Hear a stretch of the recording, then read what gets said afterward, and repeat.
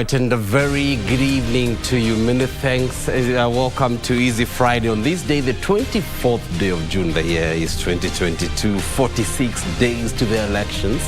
And of course, keeping tabs on the campaign trail, we will tell you where Kenya Kwanza team has been, where Azimio, Kenya Coalition as well has been today. But not really good news for most of the Kenyans. The price of a 2-kilo packet of maize flour fast approaching the 250 shillings mark. We're looking at that and other stories that have been shaping up today, and not good news for Mike Bovi Sonko, Karungo Bangwa, as well as 9 others, as the High Court says it has no jurisdiction to hear some petitions challenging the aspirants over integrity issues. Details of this and others, business and sports as well, with Karen Kibesh is on standby. But first things first, here's a night review of what we've lined up for you tonight. These are the highlights.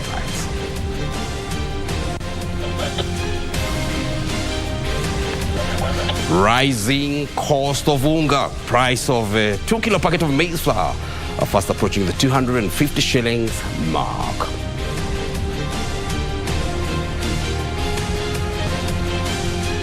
We have story coverages of those were 23,721 mentions in total, where Raila Odinga was 61%. Azimio la Umoja One Kenya Coalition presidential flag bearer Raila Odinga is the most covered candidate by the media, says latest report by the Media Council of Kenya.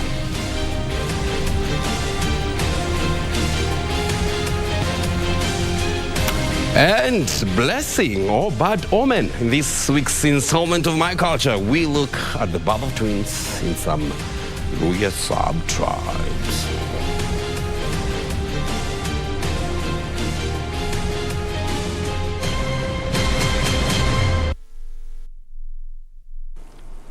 All right, and a good evening to you. My name is John Kago. Welcome to Easy Friday. Tonight I'm riding solo.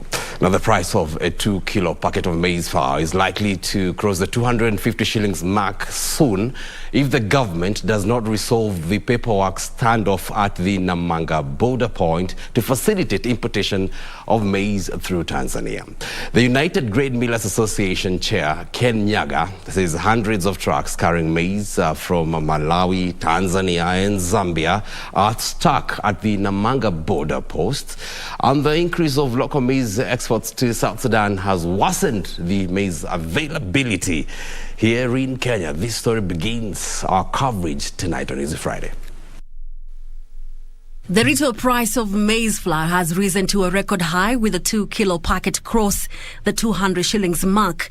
Maize millers are warning that the price of maize flour is likely to further go up as soon as next week on account of a maize shortage situation that is worsening. We don't have maize in this country. We have seen the prices escalating from around 3,000 last month up to around 6,500 as at today. Millers say maize imported from Tanzania, Malawi and Zambia destined for Kenya is stuck at the Namanga border post due to paperwork issues. Try to talk with the regional governments, especially the government of Tanzania, Malawi and Zambia, to try and see whether some of the cross-border restrictions that are there can be waived, especially for us millers and traders in Kenya. Many trucks have not been cleared from their side to come to Kenya. In addition, Nyaga says the rising transportation cost due to record high fuel prices have pushed the landing cost of a 90-kilo bag of maize to 6,000 shillings, hence the high cost of maize flour. A spot check by KBC found that a 2-kilo packet of sifted maize flour is retailing at between 204 and 210 shillings, while premium brands are 30 shillings costlier. I think this is a situation that we need to embrace ourselves for until maybe the government sees what mitigations they are going to take and see what they are going to do about the issue. Otherwise, if then we have to wait, we need to wait until September when the farmers will be harvesting. Maize flour prices were about 145 shillings last month and 138 shillings in April. He says maize millers are unable to import maize from outside the Comesa region, despite the opening of the import window last month due to the 100% non-GMO imports requirement limits the number of markets from where to import maize from. The specification that was required is a specification you cannot get it globally. So we had requested them to try and amend, at least we have a EU standard instead of 99.9 GMO, because now it's quite difficult to get it. He accuses farmers of hoarding maize and some traders of mopping up available stocks for export to South Sudan at 7,000 shillings per 90 kilo, which is pricing out local millers. As Kenyans continue to grapple with the high cost of living, millers have warned that maize flour prices are likely to further go up by 50 shillings more, and this is due to the ongoing maize shortage in the country. Caroline Jenga for Easy Friday. All right, now let's speak a bit of politics tonight. And the Azimio la Umoja, One Kenya coalition party, is engaging constituent parties to prevail on their candidates to step down in favor of popular candidates. Now, in a resolution after an Azimio council meeting chaired by party leader Raila Odinga, the coalition said it will use opinion polls to identify popular candidates to fly the Azimio flag.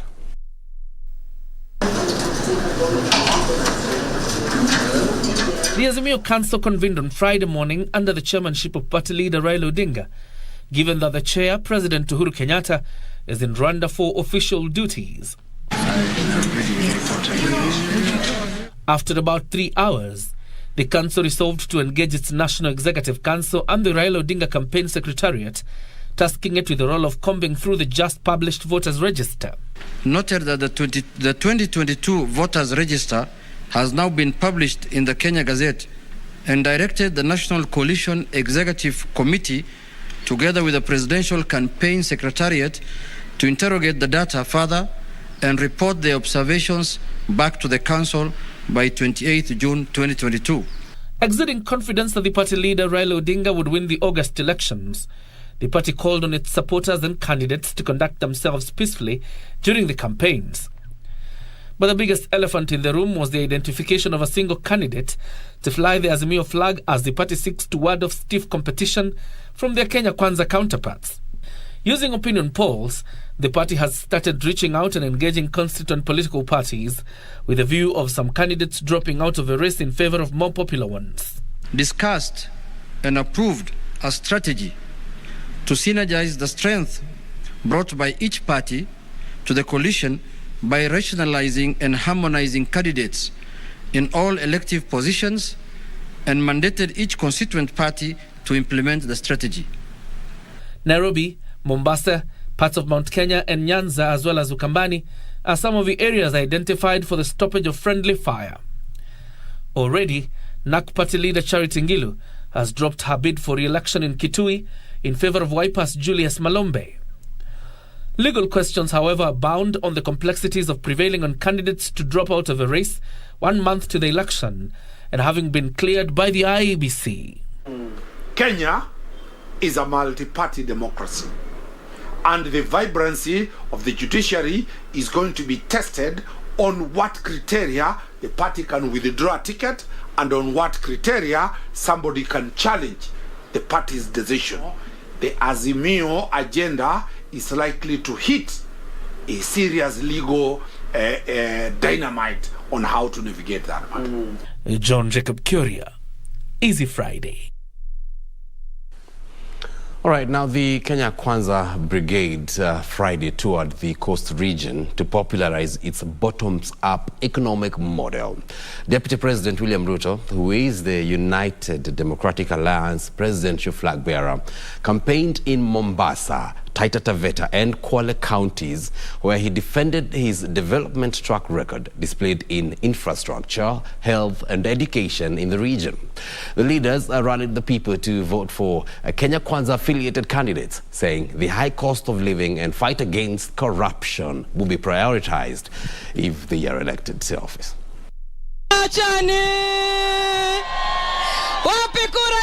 Friday, the Kenya Kwanza caravan pit camp at the coast region. Tukakuja Mkanda, tukakuja Mwache. The team, led by Deputy President William Ruto, traversed Taita Taveta, Kwale and Mombasa counties as they drummed up support for its bottom-up economic model. Hospitali yenu ya Voi ilikuwa chini sana. Tumeweka equipment pale ya milioni 400. Tumeweka ingine milioni 300 kule Taveta. Ni kweli ama si kweli? Mulikuwa na college moja peke yake Taita Taveta ya teknolojia. Leo tumejenga college hapa Undani, tumejenga college Mwatate, tumejenga college 2 kule Taveta. The Deputy President said his government believes in empowering all women and his agenda is people-centered.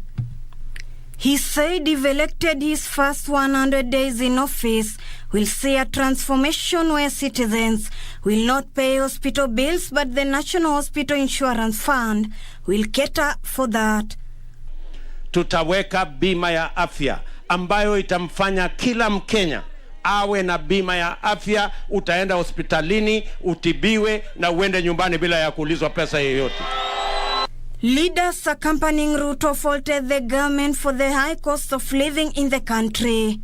Siku 100 za kwanza huduma za bandari zirudi hapa Mombasa. Zile kazi ambazo zilikuwa zimetapeliwa ziweze kurudi hapa. Mfumo wa bottom up unatupa matumaini kwa sababu tunajua msimu huu pesa zitashuka huku kwa wananchi. Hazipandwi tu kwa sababu kuna upungufu duniani, la, zinapangwa kwa sababu wakora wameungana wanatengeneza pesa, Wakenya wakiumia. Kama ni unga kupanda, ni kwa nini Tanzania unga hujapanda?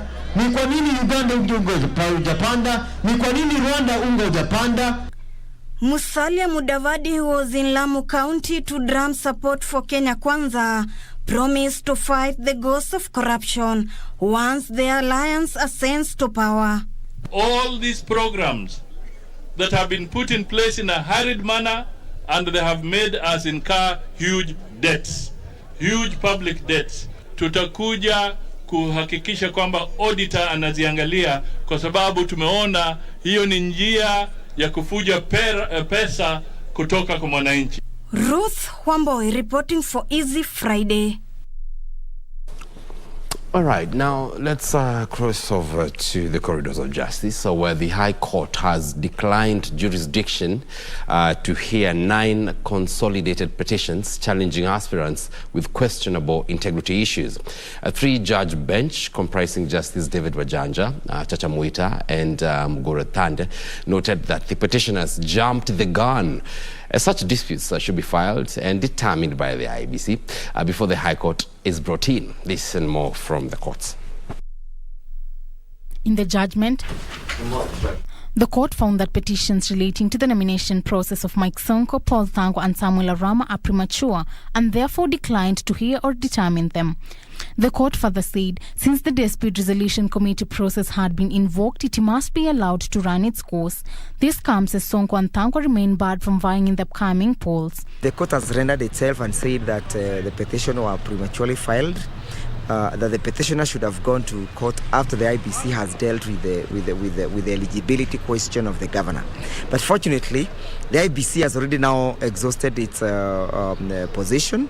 They have rendered themselves that Governor Sonko, or Sonko actually, let me not call him governor, is Sonko, is not legible to vie. And of course, Sonko has gone to the High Court, and as we speak, we are enjoining in that suit. in the High Court, in the petition in the High Court, just to make sure that we put these things into the proper perspective. Meanwhile, lawyer Soyinka Lempa has written to the Commission for University Education seeking the revocation of Patrick Ole Ntutu's degree certificate, who is eyeing the Narok gubernatorial seat. In his letter, Lempa questions how Ntutu got admission to study and attain a degree in business administration management, despite having scored a D+ in his KCSE exams. Linchalo for Prime Edition. All right, now the Independent Electoral and Boundaries Commission, that's the IBC, says that no Kenyan eligible to vote will be barred from exercising their civic duty come 9th of August. While defending the use of the biometric system as the most efficient, IBC Chairman Wafula Chebukati said the manual verification of voters would only be used as a last resort. Chebukati said that procurement of election material is complete, save for the ballot papers, which will be procured by 30th of June upon the conclusion of the dispute resolution process. Anbro has more details on this. The verification of voters has been a thorny issue, pitting aspirants against the Electoral Commission, with the former objecting to the use of the manual register. Speaking on the Commission's election preparedness at a consultative forum with editors, IEBC Chairman Wafula Chebukati said they'll abide by the Court of Appeal ruling that biometric be the primary verification mode. The complementary system of voting is identification by alphanumeric search, and that is what the Commission is saying, that if you can't be identified biometrically, then you'll be identified alphanumerically. Commissioner Abdi Guliye further vouched for the success of the biometric system. The failure rate for fingerprint identification is low, expected to be low, because we take 10 fingers, 5, and you only need one finger, one of the 10, to identify. So if this first one doesn't work, you have 9 other options. On taming electoral violence, Chebukati took issue with the court ruling that literally barred IEBC from enforcing the Electoral Code of Conduct. If we take it to the normal courts and follow the normal rules of evidence, you can imagine how long that's going to take. And meanwhile, election cannot wait because the processes must go on. So we have appealed against that decision by the High Court, and the matter is coming for hearing next week. Investigations into tampering with the voters' register will be extended beyond the 3 suspect employees of the Commission. For instance, there is one person who enrolled 47 times using their own biometrics. But today registers as Marjan, tomorrow registers as Nyangaya, using their own biometrics. So it means that they can actually be able to go and vote 47 times. So, but we're able to catch them through the deduplication process. We are not just going to leave them like that. We are going to look at this information, also hand them over to the respective agencies. Necessary security measures have also been embedded in the results relaying system. For Easy Friday from Kwale County, I am Anboro. All right, now, Azimio la Umoja, One Kenya Coalition Party candidate Raila Odinga has received the highest media coverage. This is according to the latest report by the Media Council of Kenya, that's the MCK.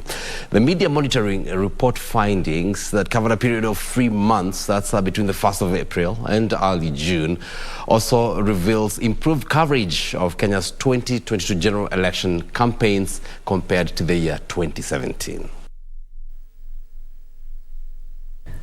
A media monitoring report by the Media Council of Kenya released in Eldoret on Friday shows improved adherence to journalistic ethics by Kenyan media houses despite an alleged interference of media ownership on framing and coverage of political stories.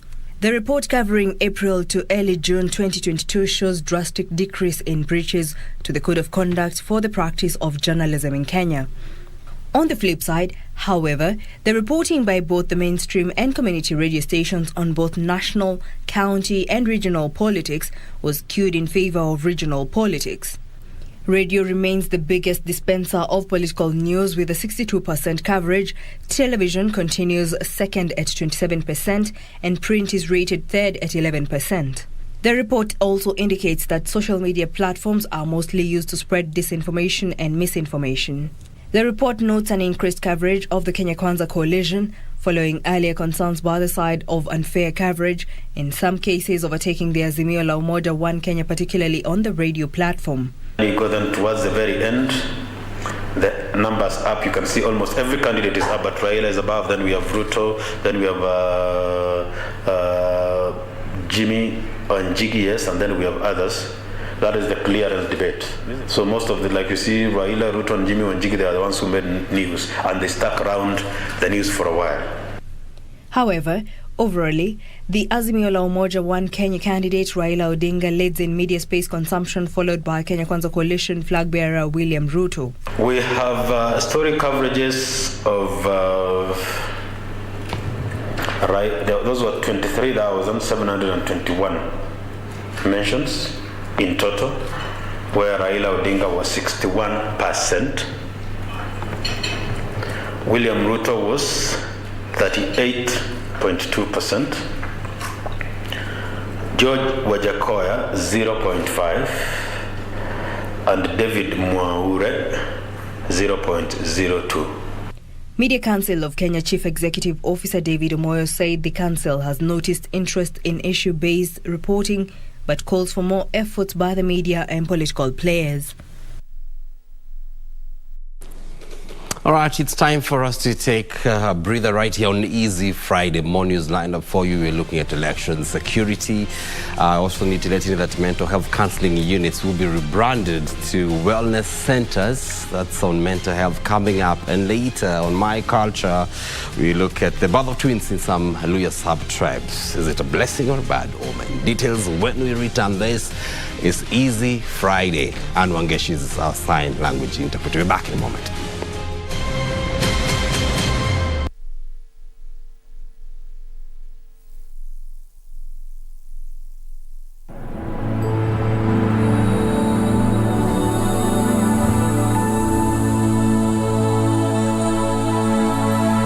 Every day, over 15 million members are transforming Africa.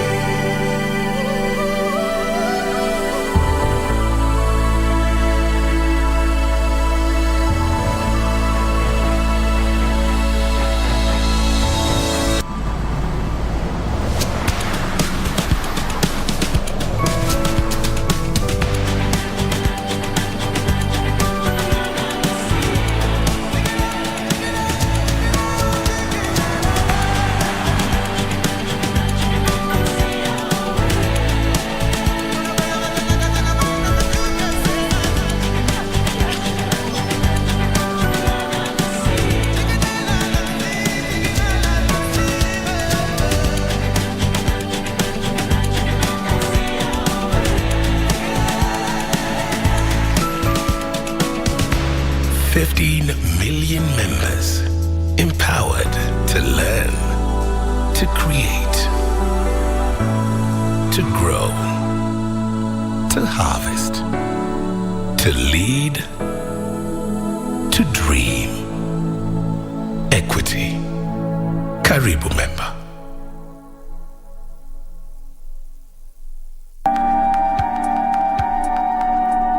Mpigie simu saizi aruduko kwenye nyumbani. Nimekuja kutembea tu. Sawa. Nakuhitaji. Najua unataka nitoke huku.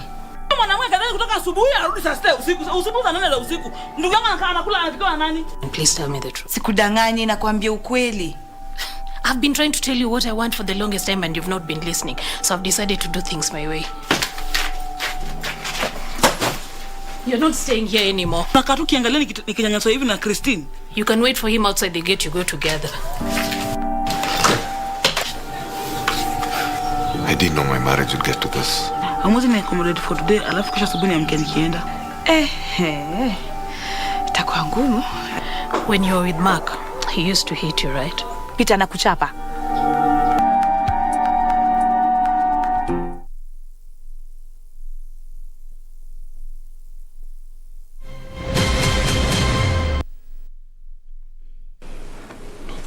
All right, and a warm welcome back to Easy Friday. Many thanks indeed for choosing us tonight. Well, stakeholders in the electoral process say they will implement mechanisms aimed at enhancing security during the electioneering period. The Independent Electoral and Boundaries Commission, that's the IBC Nakuru manager, Embu Meli, says the commission advocates for tolerance as campaigns continue. Elsewhere, Nairobi Regional Commander James Mogera has assured Kenyans of adequate security during and after the general election. Ethnic profiling has been cited as one of the major challenges during the electioneering period. Stakeholders at a Security and Elections Forum organized by the Independent Electoral and Boundaries Commission and the United Nations Development Program in Nakuru County said those at risk of facing profiling at polling centers include election officers, observers, the media, and security agencies. Independent Electoral and Boundaries Commission Manager Nakuru Chapter Embu Meli says stakeholders in the two-day forum have resolved to implement security mechanisms to ensure safety for participants in the election exercise. We will take this training, the content of this training, which is basically security, not only to the IEBC and its electoral operations, but also to the members of the public who are our primary stakeholders in voting. You get, so it's aimed to enhance, to bring the awareness to them that they are key stakeholders in ensuring security in the electoral process. Nairobi Regional Police Commander James Mogera says security agencies will be at the fore to exercise caution and equality in enhancing security measures. It is the expectation that when we go back to our stations, we'll pass the same message to our officers so that they can also have the same information and we move on the same page in terms of provision of security during this year's elections. The two-day Election Security Regional Training Forum is aimed at ensuring a credible electoral process that meets the aspirations of Kenyans. Similar security and election forums are expected to take part in various parts of the country ahead of the August 9th general election. Participants in the concluded forum have committed to ensure safe, transparent, and smooth exercise during, before, and after the August 9th general election, saying that the country is more bigger than an individual. Irene Mchuma, Udim, Channel 1 in the county of Nakuru. All right, thank you, Irene, for that. Now, President Uhuru Kenyatta today joined other heads of government at the Commonwealth Leaders Summit in Rwanda that focused on post-COVID recovery and sustainable development. The official opening ceremony of the 2022 Commonwealth Heads of Government meeting held at the Kigali Convention Center was presided over by His Royal Highness, the Prince of Wales, who represented Her Majesty Queen Elizabeth II, who is the head of the Commonwealth. Addressing the 2022 Commonwealth Heads of Government meeting in Rwanda, Prince Charles of Wales emphasized the importance of the Commonwealth family.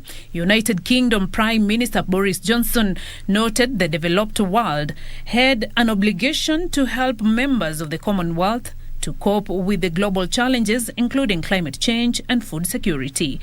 We want to work alongside our Commonwealth friends to understand your needs, your priorities, and to deliver joint solutions to a crisis that Putin has deliberately engineered.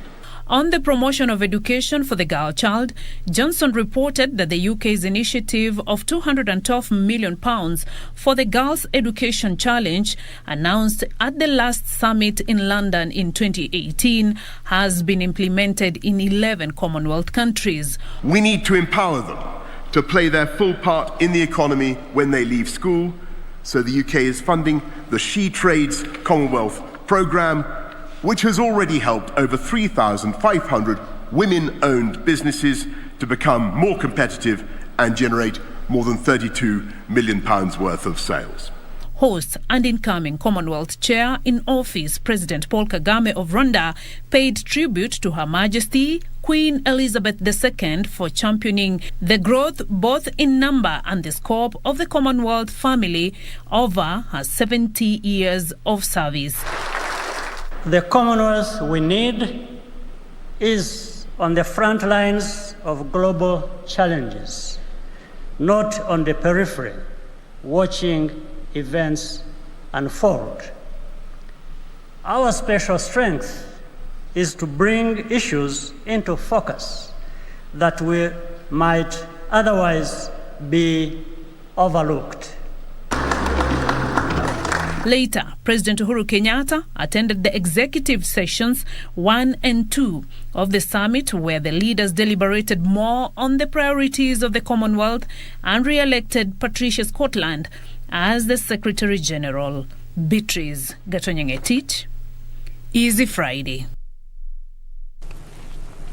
Right now, Interior Cabinet Secretary Fred Matiang'i has warned rogue security officers that they risk being sacked. Now, speaking at Nyaura Primary School in Kisii Central, this was during the launch of the learning institution's 50 million shillings ultra-modern tuition block.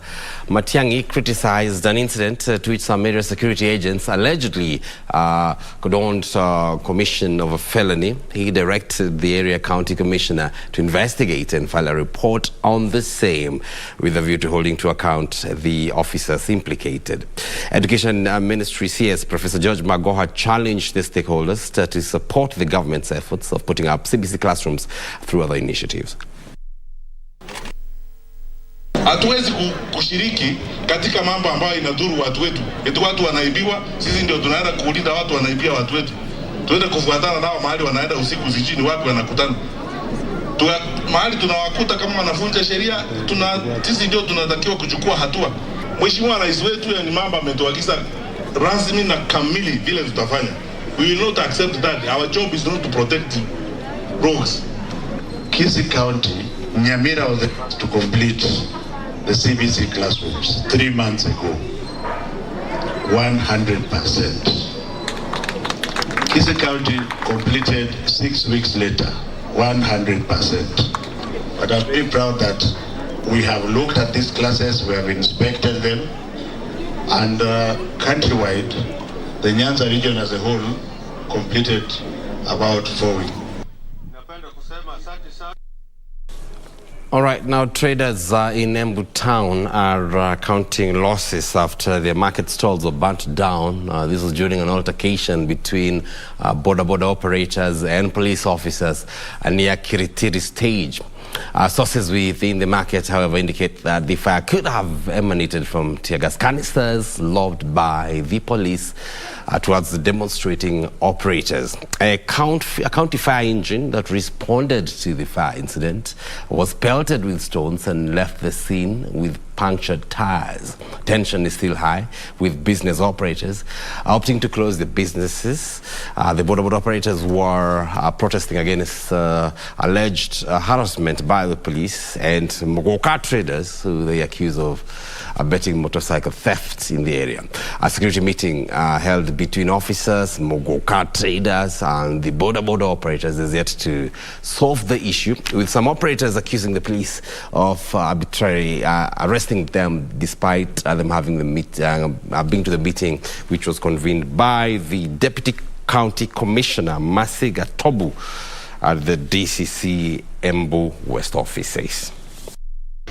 Sisi tumetutukia tu moto imeingia na mwanzo ni askari wamerusha tiangas, moto ikatambaa ikafika hata kwetu. Mimi nimenauzanga mbao na kuna vitu zingine kama machines. Kwa hivyo niko na hasara kama ya kwa 300 hivyo, na nyumba yenyewe hata yenyewe imechomeka. Imechoma, ni moto kubwa haki. Tumejaribu hata kuchukua vitu zetu tumeshindwa. Nilikuwa na katoni 5 za apple na ndizi kreti 10 na vitu zingine ziko huko ndani. Unaona mpaka insecurity imekuwa hapa.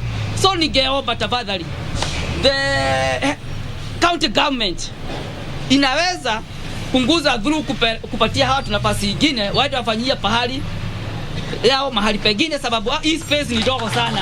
Tudumisha kitu inaitwa amani, and we give information to police officers so that those who are in conflict with law they be brought to where they belong.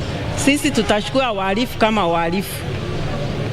Hatutaangalia, kamati yangu haitaangalia ati wewe unatoka wapi ama wapi. Wewe ni mhalifu, tutakuchukua kama mhalifu. Ukidhulumu wengine utashukuliwa hatua. Wembe ni ule ule. All right, on every Friday, we go through the different cultures here in the country. Today, we stay with the Abalu here. And the birth of a child is regarded a blessing. However, this may not be the case in some Luhya sub-tribes, where women who give birth to twins are frowned at and often regarded as bad omen. This week on My Culture, we take a closer look at the birth of twins in some Luhya sub-tribes.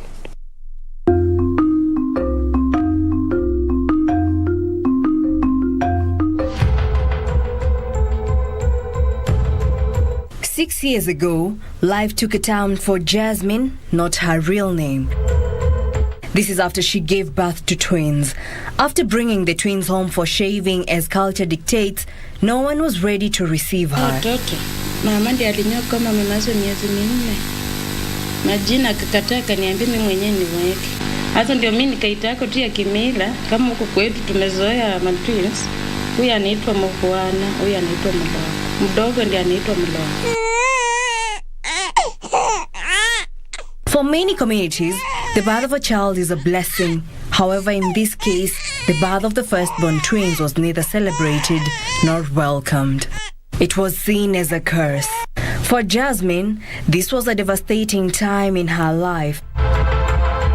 It is believed in some Luhya sub-tribes that the birth of firstborn twins is a curse and one of the babies must be killed or the wife is separated from the husband, as it is feared this will cause premature death to him.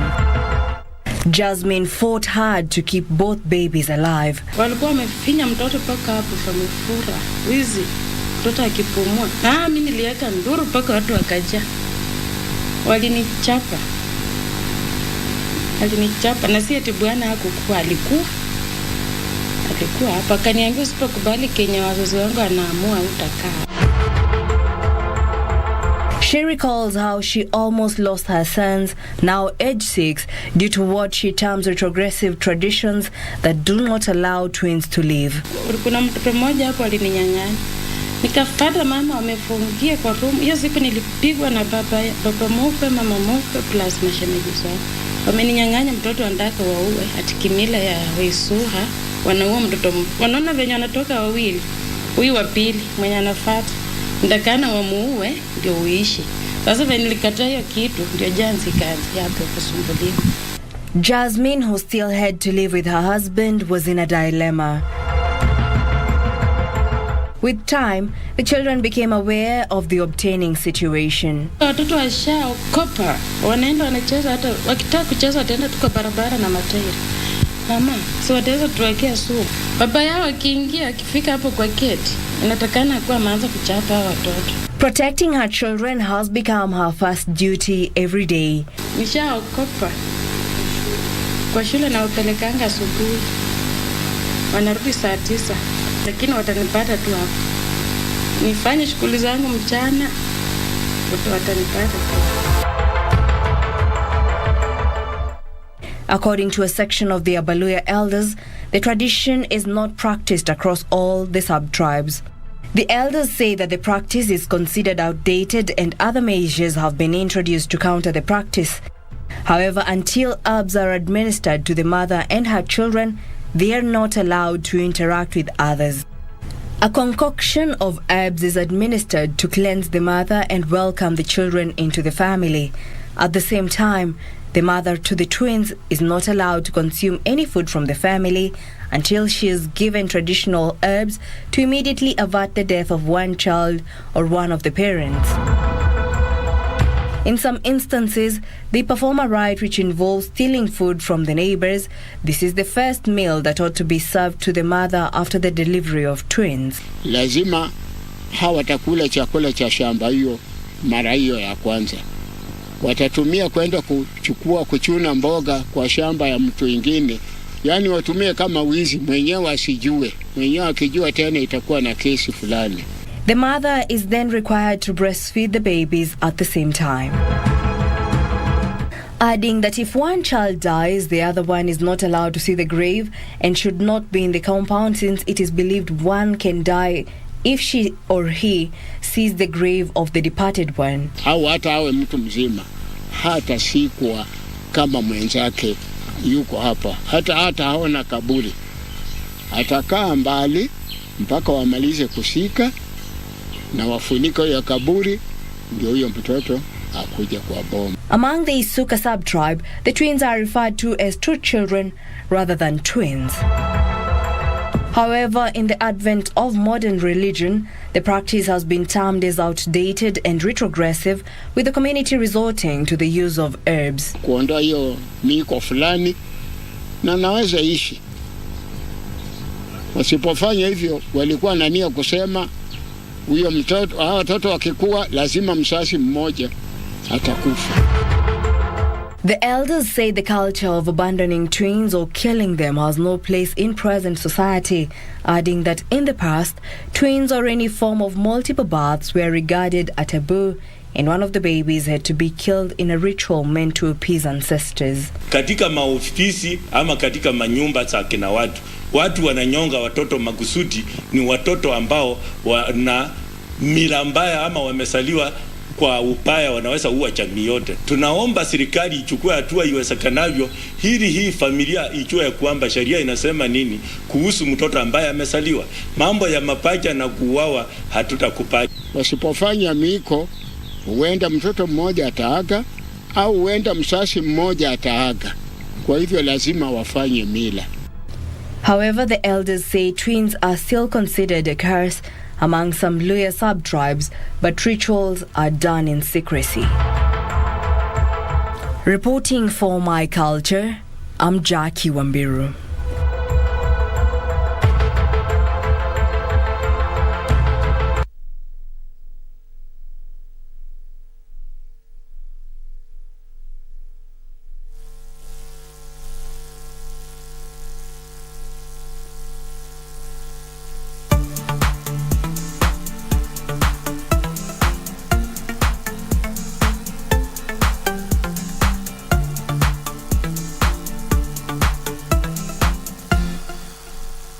Kupata mafuta kupanda, kama sikiza tune kwenye simu yako, bonyeza *811 962 hash. Nashukuru serikali kwa kuongeza bei ya mafuta. Sasa niko kwa highway na hakuna traffic hata kidogo. Naomba serikali iendelee hivyo, tubaki tu watu ya gasla na heavy machine peke yake. Pia mimi naomba huyu serikali waseme kama gari yako ni below 3000 cc, gari yako na baki nyumbani, itengeneze nyumba ya kufuga kuku. Kupata mafuta kupanda, bonyeza *811 962 hash. *811 962 hash. Haya.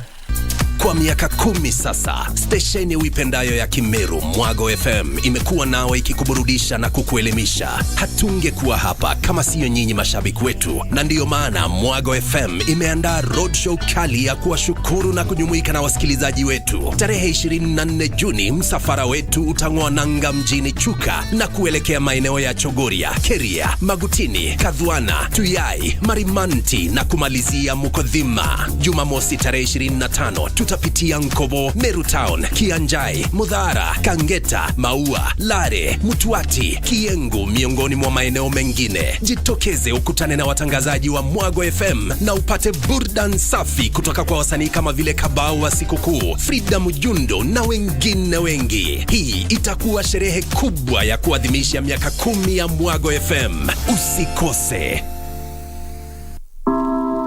The Postal Corporation of Kenya Staff Pension Scheme and Staff Retirement Benefit Scheme will be holding its annual general meeting on 30th June 2022 at the Hilton Hotel Ballroom from 9:30 a.m. The event will be live on KBC Channel 1. Postal Corporation of Kenya Staff Pension Scheme. My pension, my comfort.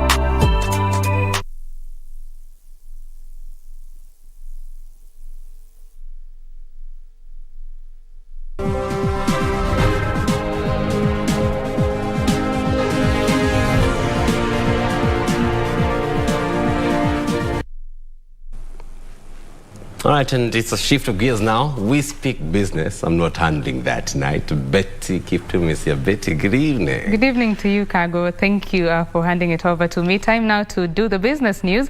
The ICT Chief Administrative Secretary, Maureen Mbaka, is challenging the youth to tap digital opportunities being offered by the government to earn a decent living working online. She says Kenya, like many developed countries, have in place the requisite infrastructure and policies empowering the youth get trained and subsequently secure work online.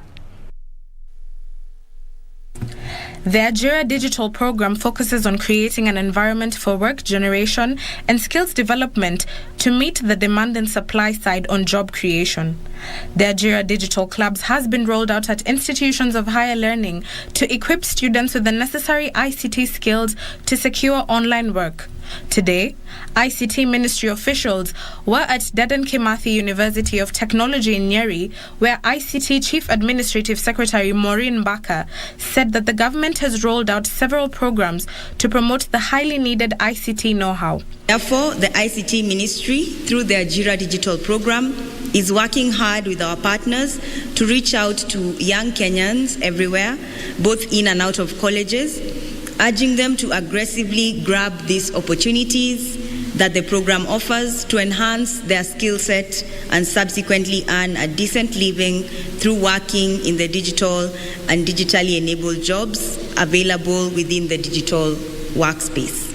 She cited the Presidential Digital Talent Program, which, among others, offers internship opportunities for unemployed youth with the aim of creating an ICT pool in Kenya through a collaboration between the public and the private sector to gain hands-on experience in readiness to enter the job market.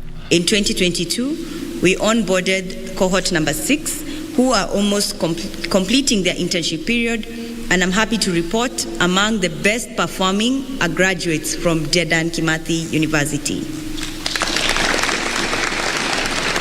The Digital Literacy Program targets to introduce children to ICT skills at a young age with the aim of creating a technologically savvy population in the next decade. We also, of course, heard about the launch currently, just previously this past few weeks, the launch of a coding curriculum, and it's all about preparing our young people, giving them digital skills that they need to thrive even as we move towards the future of work. He challenged Kenyans to tap the Huduma White Box to present, share, or sell an idea, innovation, or solution. We have put in place systems that are aimed at guaranteeing that. And they have explained also the initiatives and ensuring that the young people should actually not get into a point where they say they don't have work. Reporting for Easy Friday, I am Ndutamo Kami.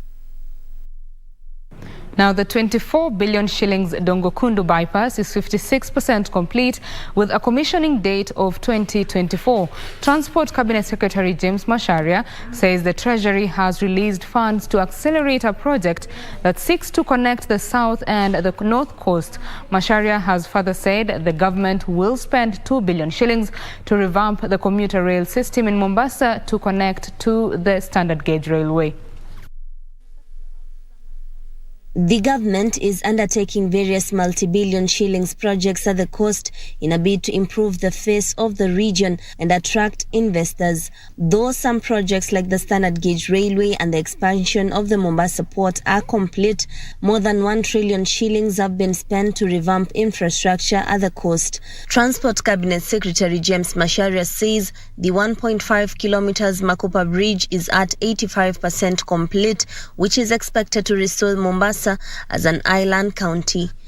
Up to now, we are unable to market Mombasa as an international island because of the causeway.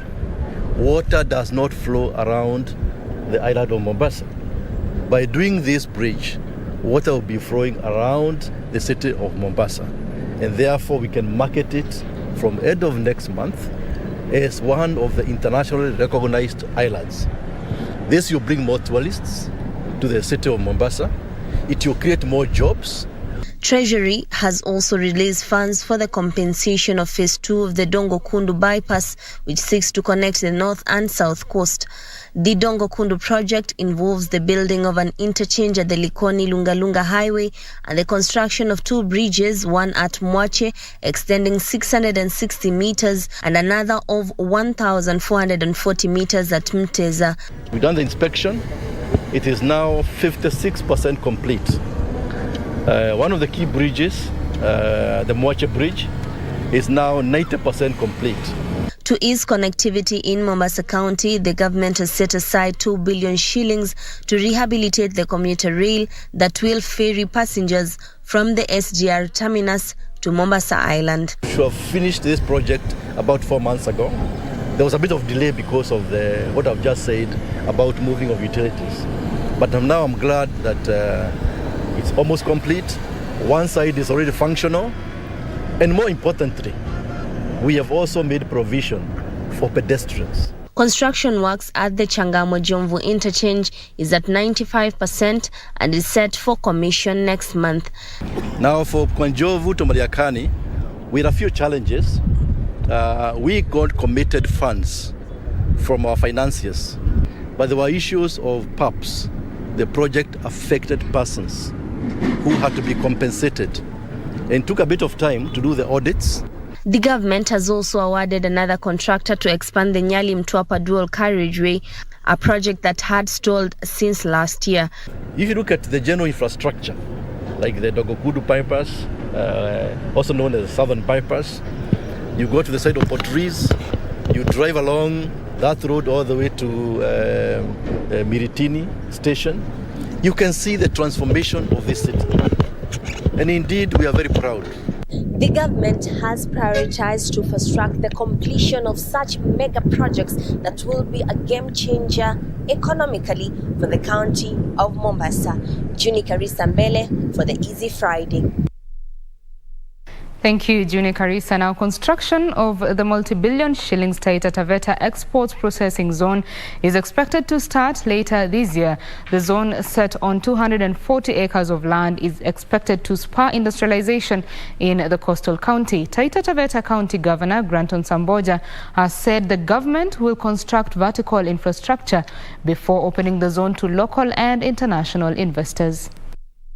Kenya has more than 40 gazetted export processing zones in Nairobi, Voi, Athi River, Kerio Valley, Mombasa and Kilifi, in various stages of development by both private and public zone developers. Last year, the Export Processing Zone Authority signed an agreement with the Taita Taveta County government to set aside 242 acres of land to accommodate the multi-billion shillings. Leo tuikabidhi na EPZ ianze kujengwa rasmi kuanzia leo. Tumetoa eka 241 kwa EPZ. Taita Taveta County Governor Granton Samboja says the county has already signed an agreement with agro-processors, textile industries and international investors to set up their local industrial base at the zone. Kutakuwa na wafanyikazi ni 8,000 kwa siku.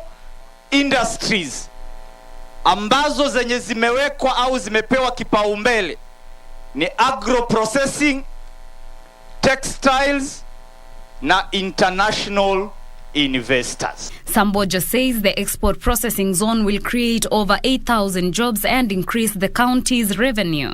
There are plans to connect the industrial zone with the standard gauge railway to help in evacuation of goods to Mombasa Port and the Naivasha Dry Port in Nakuru County. Already, the Kenya Railway has started the rehabilitation of the 127-kilometer rail line 2 decades after the stopped operation. The rail operator has already issued a vacate notice to hundreds of people who have encroached on the railway land along the Taita Taveta meter gauge railway corridor. Reporting for Easy Friday, I am Teresa Mutai.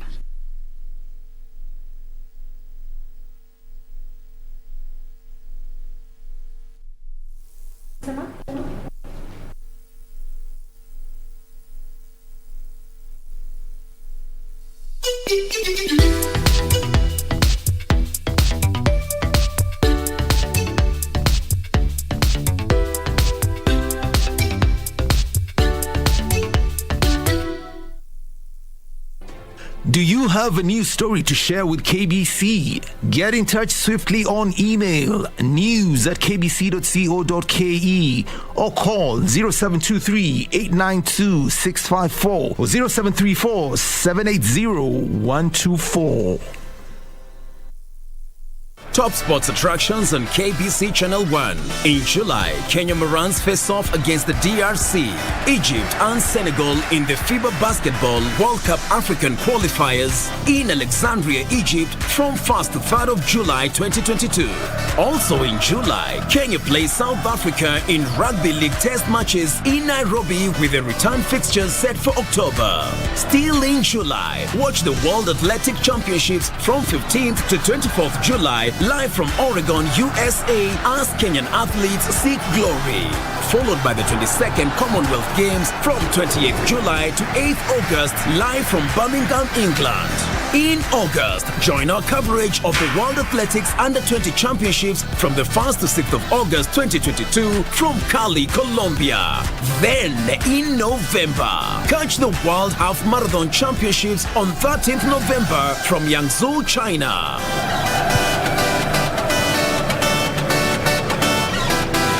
Now that's what sets us apart as KBC Channel 1, your true sports partner.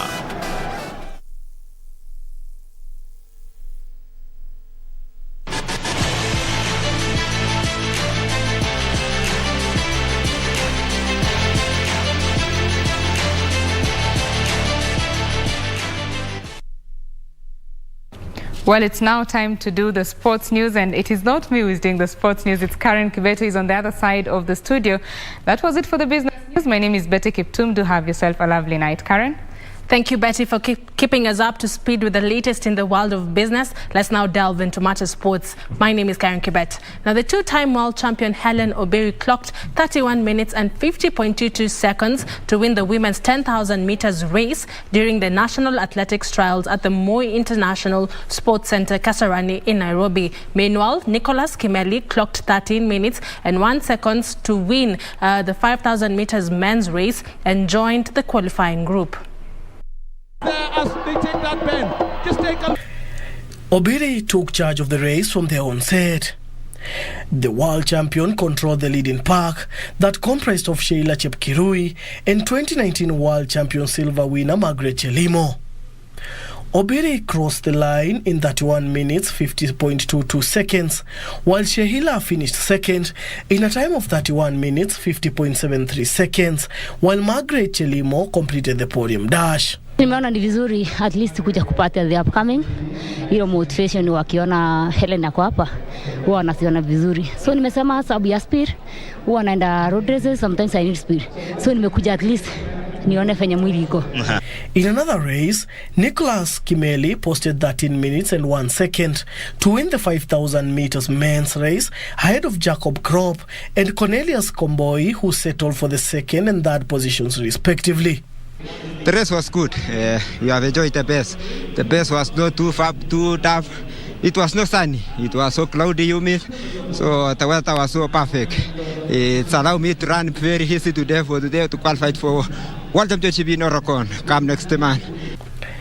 In the 400 meters final, 800 meters Olympic gold medalist Emmanuel Coril emerged victorious in a most tense race which saw William Ryan disqualified. The trials will end tomorrow at the Moi International Sports Centre, Kasarani. For Easy Friday Sports, I'm Daniel Mwendwa. Thank you, Dan, for that report. Moving on, the Kenya Ports Authority stretched their unbeaten run to 12 games in the Kenya Volleyball Men's League after beating GSU 3-0 in a match played today at the Nyayo National Stadium. The Coastal team ended GSU's dominance in the league, beating them in 3 straight sets of 25-22, 25-14 and 25-17. KPA made the most emphatic statement about their title credentials this year after playing second fiddle to GSU and Kenya Prisons in many years, and were clinical against the defending champions who had dominated the early stages of the opening set. The Dockers had romped to a 3-0 victory Thursday, while GSU, who were 8 points behind the leaders, having played 2 fewer matches, saw off AP Kenya with the same margin. It was the first straight-set league defeat for GSU since 2014, and KPA head coach Sami Mulinge said good preparations and determinations were the main trick used to secure the win. GSU coach Gideon Tarus was quick to laud KPA, even as he vowed to put his charges back on the rails. KPA remained top of the table on 34 points, ahead of the league's climax. In another match, KDF got back on track with a 3-1 set win over Nairobi Prisons after losing 3-1 sets against the Trails Blazers on Thursday. For Easy Friday Sports, I'm Daniel Mwendwa.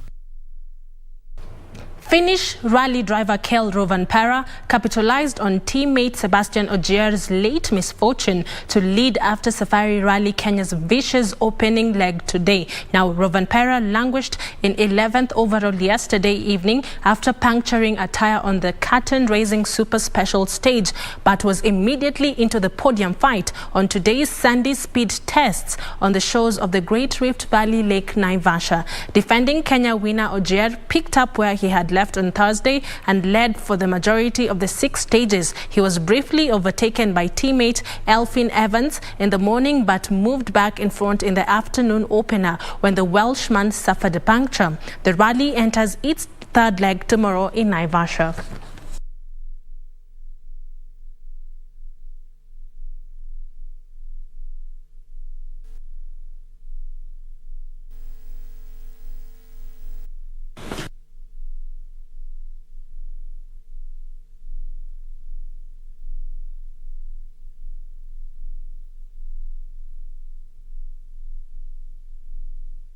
And those are all the sports stories we had for you tonight. I now hand you back to my colleague, John Kago.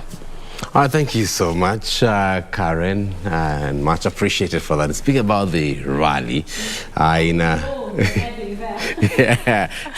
social media weekly, we focus on that as well. So thank you so much, Karen, for that. Good night. All right, good night to you. All right, as we wind up, remember coming up next after this, we shall have the spotlight. Stick around for that. But we leave you tonight, myself and the team, on that social media weekly. I remember the 2020 World Rally Championship, that the Safari Rally has been trending. This is in the corridors of the social media, as many Kenyans head to Naivasha, or Vasha as they're calling it, to experience the adrenaline rushing dust-raising event. And as Teresia Mutai tells us on our weekly segment, the savage netizens. Well, it's not only the rally cars that are high on speed, even as flower prices are skyrocketing, leaving Kenyans distressed. Don't want to leave you with a distressful note, but these are good ones. Social media. My name is John Kago. Anu Angeshi is a sign language interpreter tonight. He's a social media weekly. Good night. Kenya, our beautiful country. But ukichoma picha, you will be given a hashtag. Now to trend. Let's see what made the social media headlines this week. I'm coming in hot. Yes,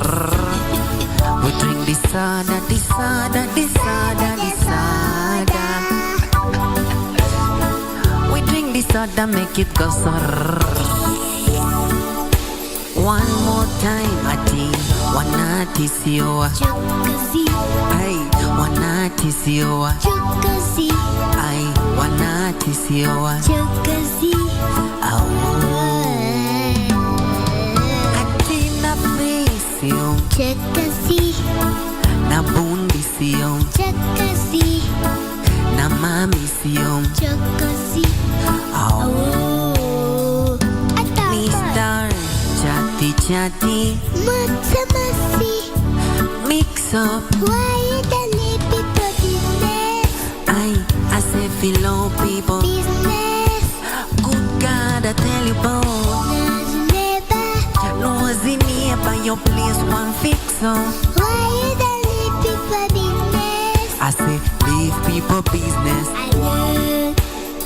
Leave people business. I love. Leave people business. I love.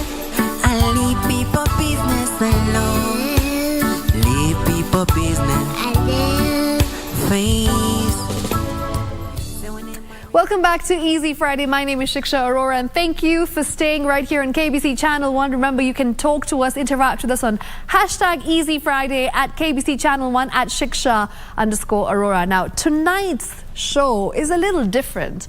Now, why is that? Because I've never in my life interviewed someone who is younger than 18, and this guy walked into the studio and he set it on fire. He has done everything that I think a 5-year-old would do.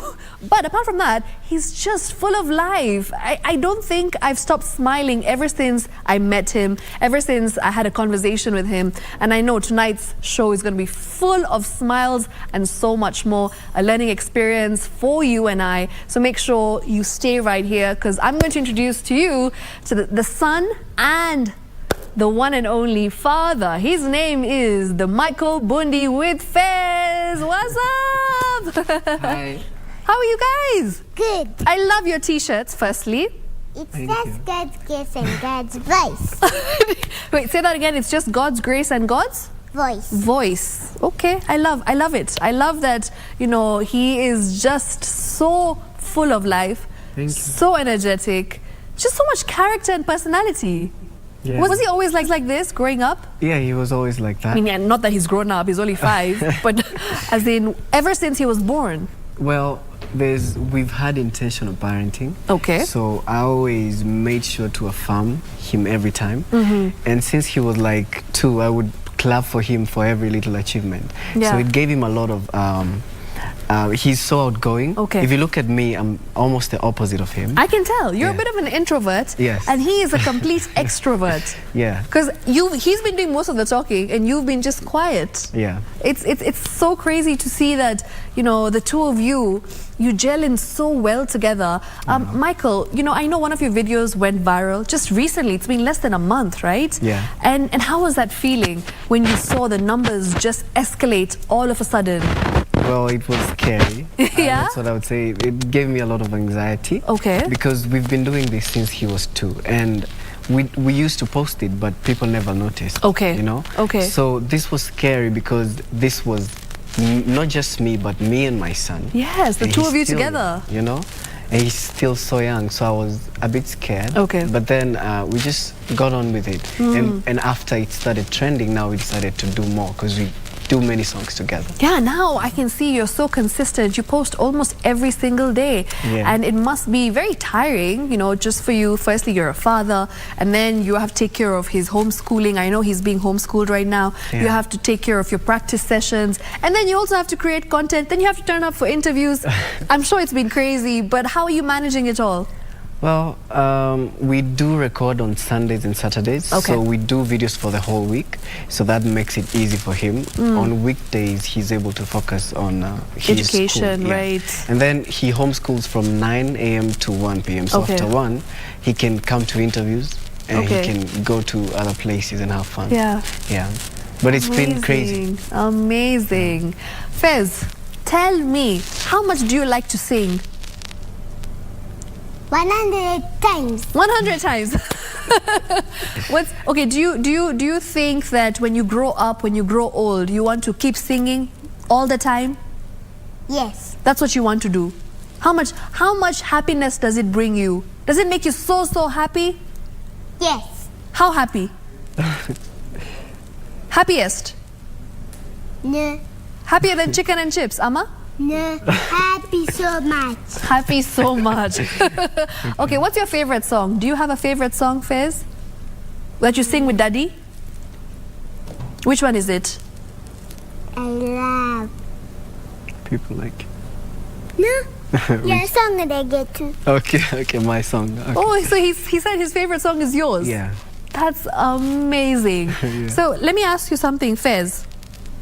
Who is your favorite person in the whole world? Daddy. Of course. Daddy's my partner. Daddy's your partner? He loves to sing with me. And that's why you love him?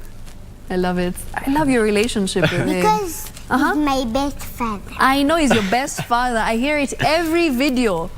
Every video. Every video you have to say it, yeah?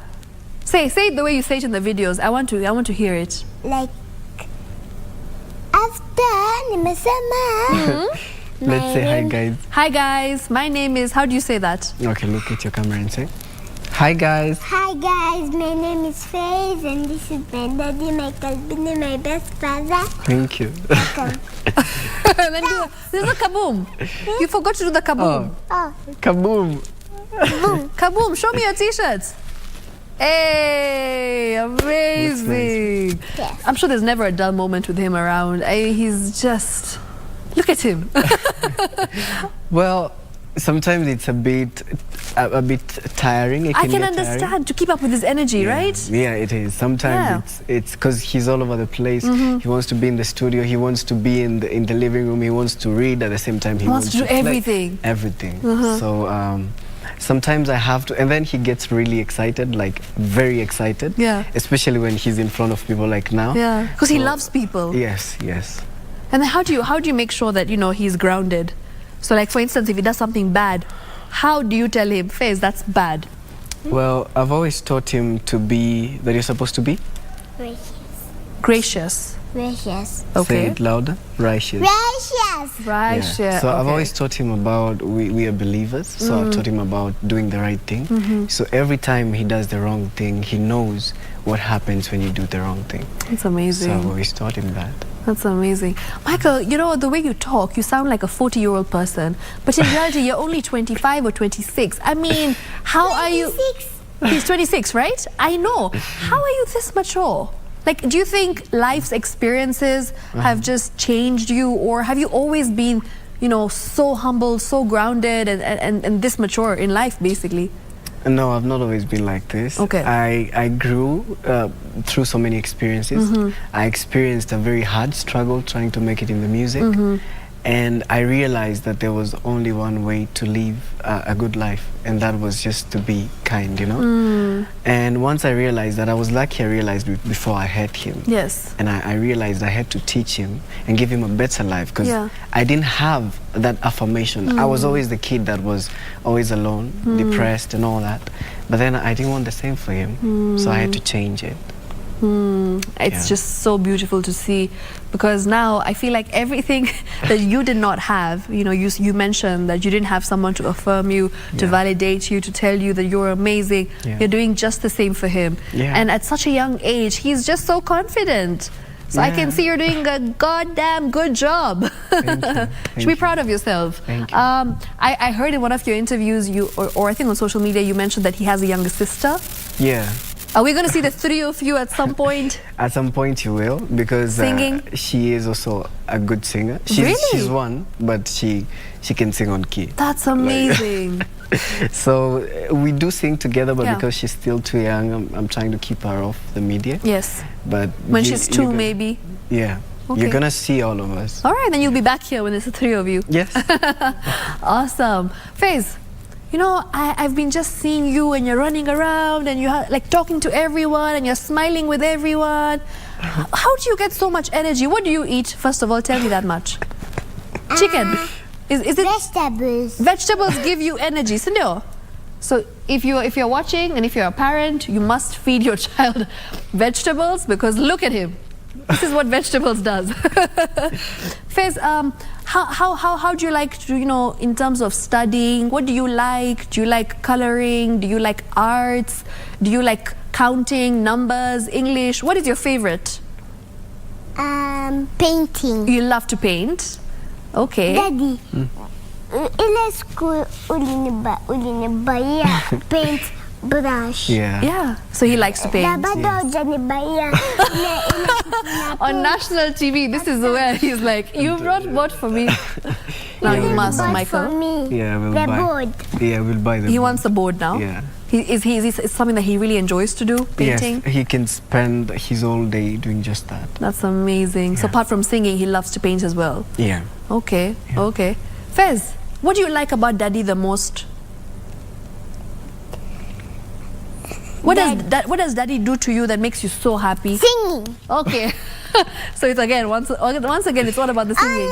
Only singing. It's only about the singing? Nothing else? He doesn't? Even he loves video games. Oh, so you play video games together? Yeah. That's nice. Yeah. I'm guessing you spend the entire day with each other? Yeah. Like, are there times when you're just so tired and frustrated and like, I can't do this anymore?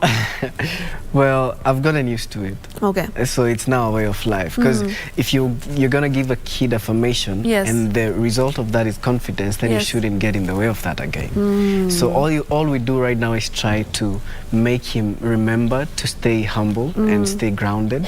Even after he's getting all the attention. Exactly. I'm sure, like, when you're walking, in a mall or on the roads, people come up to him and they're like, oh, can I take a photo? In fact, even in studio, there were people who came up to him. And I love that he actually said, I have to ask my daddy first. Yeah. These are things that you're teaching him along the way, right? Yes, I do teach him that. Okay. Yeah, because as much as I want him to be online, I want him to be protected at all costs. Times, so I would like to be there and to know who's taking a picture with him, because you don't want people posting things and Of course, without your permission. It's very important because he's a child. Yeah. There's this very interesting conversation that was being held a while ago where they said that parents these days are using their children for fame, for success. What's your take on that? I mean, I understand that you and him have a very beautiful relationship and it's nothing like this. But like, when people come up with such statements, when they say such things, what's your take on this? My feeling is sometimes there is, for me, it's different. I've been asked that question before. Okay. Someone actually put it out so bluntly. Really? They said, are you using your child? Yeah, But then I would say, for me, I've been there. I've seen everything about. I've been nominated for the Grammys. I've done all. Wow, you've been nominated for the Grammys? Yes. Did you hear that? He's been a Grammy nominee. You know what? The next time we have this conversation, you have to win that Grammy. Yeah, we have to. Yes, we must. And my daddy. Together. He's like, Daddy's not winning alone. We're doing this together. Yeah. Yeah, so I've been there, I've seen that, and all I want to do is just be a guiding light, Because sometimes I ask him every time, do you want to do this today? But I also try to tell him that even if you don't feel like doing things sometimes, you have to you have to work hard sometimes. Yes. Because nothing comes easy. Yes. But also you should not submit to pressure and just that do you things, have to do it. That you have to do it. So there's been days when he's like, I don't want to sing today? Yeah. Wow. And we don't sing on those days. Okay, because he's tired. Because he's tired. Sometimes he's bored. You're bored? You know? want to play hide and seek? So my feeling is... It's okay, give me 10 minutes, then we'll play hide and seek. Okay. My feeling is when parents see that their kids are talented, they should not try to push them so much to the point that they get sad and they get depressed. That's not the point of it all. I've been depressed, so I know how it feels. You mentioned something very important. You said that you were able to come out of depression when he came into your life, and your life literally just took a 360 turn. Like everything just changed. I don't know if it's 180 or 360, but whichever. I've not been great at maths. But anyways, I just feel like sometimes it's so beautiful that children can come into your life with such a beautiful light and change everything. So once you had him, What was it that just changed? Like, what was that switch that just, switched on for you? Well, immediately I felt like Superman, like I was supposed to be Superman for him. I felt that. I remember thinking of how I could protect him in each and every way. Yes. So I had to look out for myself, and I went through therapy. Okay. To deal with the heart and all that I went through, so that I could not bring it back to him. Yes. And it took me a while, but once I went through it, and I got a really good therapist that helped me get through. And once it was all good, It's amazing. And sometimes it's not usually so easy. Sometimes it can get so hard. And sometimes you also have to like teach yourself to even say sorry sometimes to your kid. Maybe sometimes you ask them to record. Maybe they're tired, and you just, Hey, don't touch it. I want to ask you a question. Yeah. How old were you when you started singing? 2 or 3. You were 2 or 3.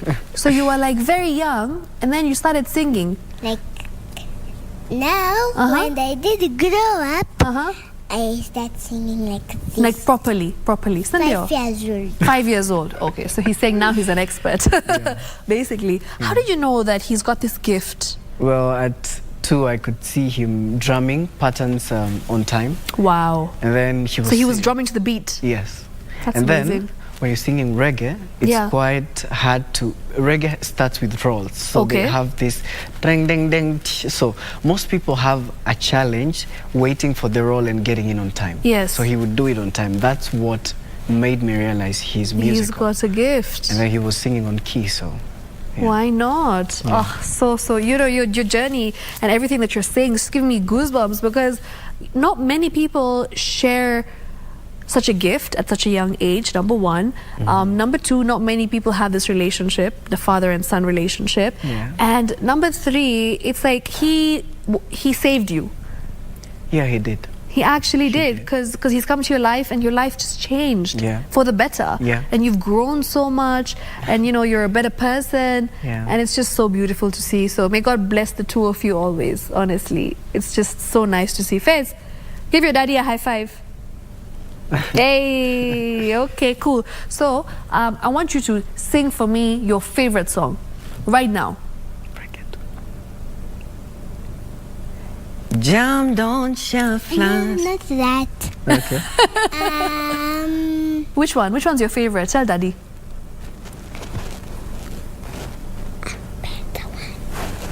A better me. A better me? Okay, let's go. Maybe I can be better than I am. Put others a little Fast. And live life with a grateful Heart. How did it take this long for me to discover that I can't? Sorry Father. Times that I made You in. 'Cause all I do is break Heart. All I do is Break heart. All I do is Break heart. All I do is Break heart. From now I'll be better than this. Give me a chance to make up for this. I say please Forgive me. Won't let you down. I promise. Oh, I just want to hug him. I know he doesn't like hugs, but he can fist. Awesome. That's your favorite song? That's your favorite song? Okay, so you want to sing another one? Okay, go for it. Go for it. Let's sing reggae too. No, Please. Okay. Let's sing reggae too, okay? Okay. Jam down. Chef left. Imeshika Shikaja.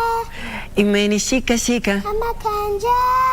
Imeshika Shikaja. Me say big up Epsibaya. Acheza reggae kwenye club na mabas weka Reggae too. And everybody have groove to me Reggae tunes. Na kila DJ atacheza to me Reggae too. Give me some little jam down in a Little jam down. I say a little jam down in a Little jam down. I say a little jam down in a Little jam down. Cheza Reggae too. Good job. Woo! Is that your original? Yeah. Is that one of yours? One of Yes. your songs? Yes. And that's your favorite. That's one of your favorite songs by Daddy, right? Yes. That's I bet amazing. me and they get 20 then got my. Okay, cool. So you have 3. Nice. Even there's another Daddy's album. There's another one from Daddy's album. To many blessing even and perfecta. Perfect. Okay. Wow, he knows all your songs. Yeah, he's my biggest fan. I was just going to be like, he's your biggest fan. Yeah, he is. That's just so special. And you know what? I like to say this because there was this point I was so intent on giving up on music. Yes. And I remember he came and said to me that, Daddy, you should never give up because God sees your effort. He said that and he was so young. And that kind of touched me and I was like, if he can say this, then how am I going to give up? That's so amazing. It's because he saw your talent. Yeah. Even when you weren't seeing it yourself. Yeah. And at such a young age, for someone to come and say that to you, you know, there must be a reason as to why he said that. Daddy is a star, isn't he? Is Daddy a star? No. Oh yeah, who's a star then? You're a star. Jesus and God. I love it. This boy. Yeah, that's what, okay, basically I've taught him But that's very true. Yeah. That is very true and that's well said. Come, give me a fist bump. Well done. Like, do you teach him these things? Or like sometimes he just says something and you're just shocked, like, how did he even think of that?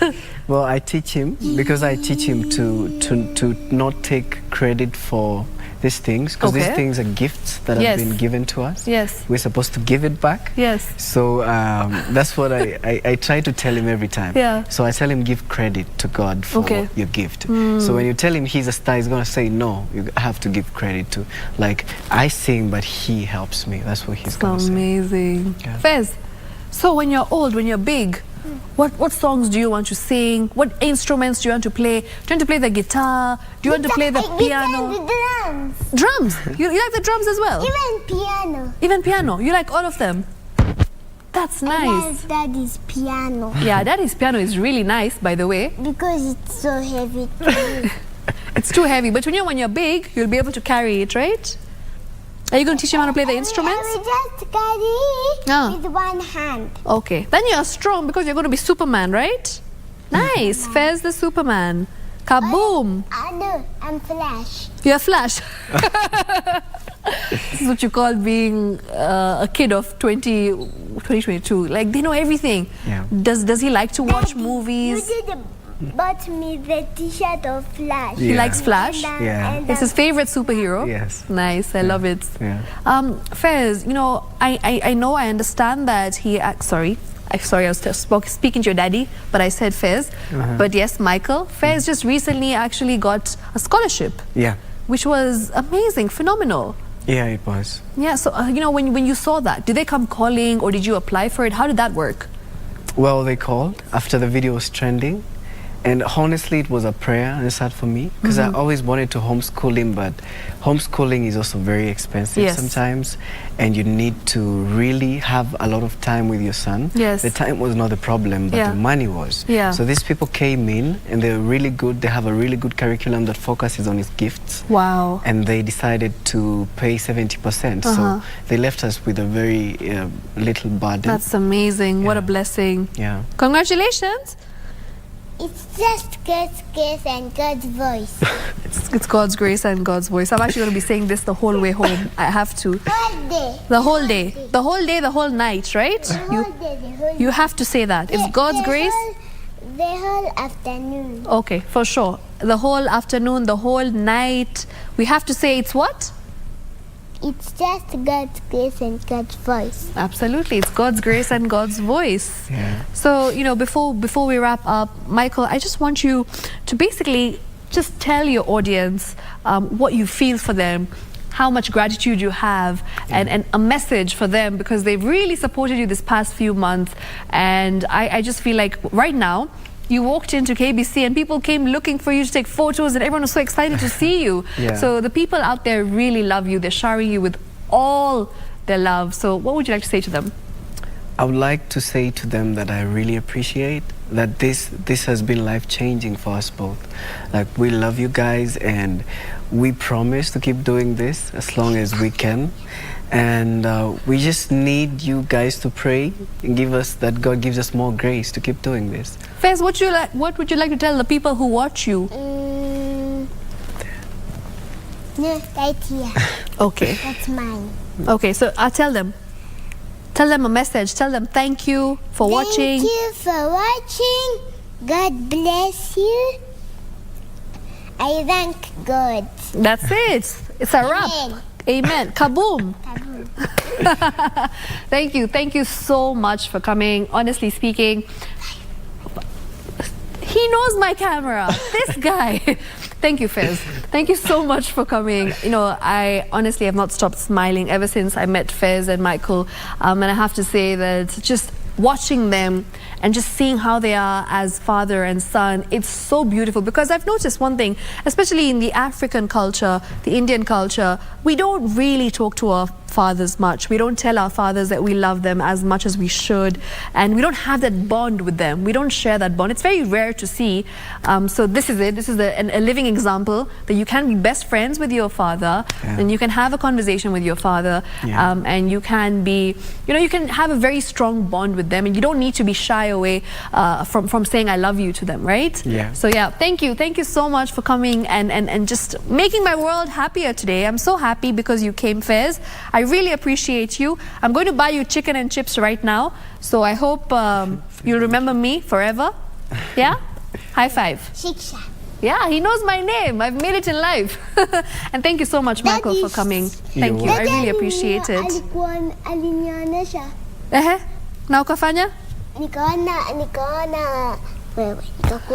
on Instagram. He stalked me on Instagram. I've made it in life. I don't need anything else. If you're watching, Fez knows me. I'm a star, right? Thank you. Thank you for watching. It's a wrap. We'll do this again next week, same time, same place. This has been one of my most favorite shows. And how do we say kaboom? How do we say bye? Bye. Kaboom! Kaboom! Kaboom.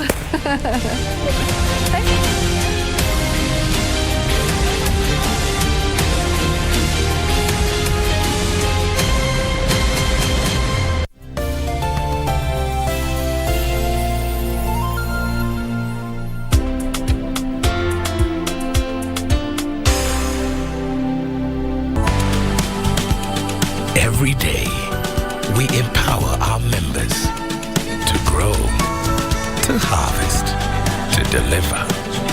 And every day, they're transforming Africa. Equity, Karibu Member.